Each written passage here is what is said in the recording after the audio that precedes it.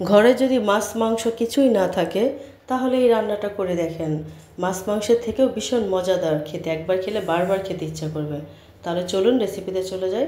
প্রথমে 1 কাপ হচ্ছে আলু কুচি দিব, তারপর হাফ কাপের মতো হচ্ছে ডাল ধুয়ে দিব, পেঁয়াজ কুচি, রসুন কুচি, তারপর একটা টমেটো দিব আর অল্প কিছু কাঁচামরিচ দিব।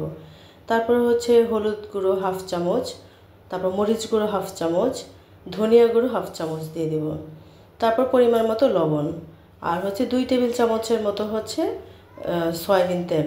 তারপর এটা হাতে মেখে নিব, খুব ভালোভাবে মেখে নিব।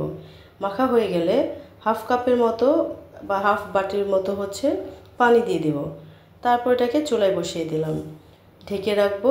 5-6 মিনিট পর দেখবেন এটা পানিটা কমে গেছে। তারপর এটাকে আবার একটু নাড়াচাড়া করতে হবে। নাড়াচাড়া করার পর আবার ঢেকে দেব। তারপর হচ্ছে আবার 2-3 মিনিট পর আবার উঠিয়ে আবার একটু নাড়াচাড়া করব, একদম শুকিয়ে যাবে পানি। তারপর হচ্ছে নাড়াচাড়া করে আবার এটার মধ্যে অল্প একটু পানি দেবো, 1 বাটির মতো পানি দিয়ে দিব। তারপর এটাকে আরেকটু নাড়াচাড়া করব, নাড়াচাড়া করে হচ্ছে আবার ঢেকে দেব। এভাবে বারবার পানি দেওয়ার কারণ হচ্ছে তাহলে প্রথমবার 2বার যদি কষানো হয় তাহলে কাঁচা কাঁচা একটা ভাব চলে যাবে, রান্নাটা খেতে ভীষণ মজাদার হবে। এই যে এই পর্যায়ে এসে দ্বিতীয়বার যখন পানি দিয়ে হচ্ছে করবেন, শুকিয়ে যাবে, আবার একটু পানি দিবেন। এই পর্যায়ে এসে লবণ চেখে নেবেন যে লবণটা ঠিক আছে কিনা। তারপরে হচ্ছে দেখেন লবণও ঠিক আছে আর হচ্ছে ডালগুলো সিদ্ধ হয়ে গেছে, আবার ঢেকে দেব। তারপর আরেকটা বাটির মধ্যে হচ্ছে কিছু পেঁয়াজ কুচি, কাঁচামরিচ কুচি নিব আর হচ্ছে লবণ দিয়ে খুব ভালোভাবে চটকে নিব। চটকে এর মধ্যে হচ্ছে একটা ডিম ছেড়ে দেব। ডিমটা ছেড়ে দিয়ে তারপরে আবার ভালোভাবে এটাকে মিক্স করব। দেখেন ঠিক এভাবে হচ্ছে দিয়ে মিক্স করে নিতে হবে। খুব ভালোভাবে মিক্স করে একটা প্যানে তেল দেব, তেল দিয়ে এটাকে ভেজে নেব। ডিমটাকে হচ্ছে যখন ভাজা হয়ে যাবে তখন হচ্ছে এপিট ওপিট খুব সুন্দর করে ভেজে নেব। ভেজে এটাকে একটা ভাজ দিব, ভাজ দিয়ে এটাকে হচ্ছে কেটে নিব, ছোট ছোট করে কেটে নিব। দেখেন ঠিক এরকমভাবে চামচের সাহায্যে কেটে নিব। কেটে নিয়ে তারপর হচ্ছে ডালের মিশ্রণটাতে ডিমটা ছেড়ে দিব।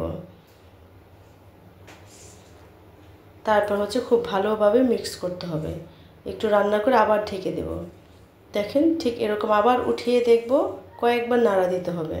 তারপর একটা প্যানে হচ্ছে তেল নিব, তারপর হচ্ছে পেঁয়াজ কুচি, রসুন কুচি আর হচ্ছে কয়েকটা শুকনো মরিচ দিয়ে দিব, ভেজে নিব শুকনো মরিচগুলো। ভাজা হয়ে গেলে তারপর হচ্ছে এটাকে হচ্ছে ডালের এই মিশ্রণটাতে ছেড়ে দেব, বাগার দেওয়া যেটাকে বলে।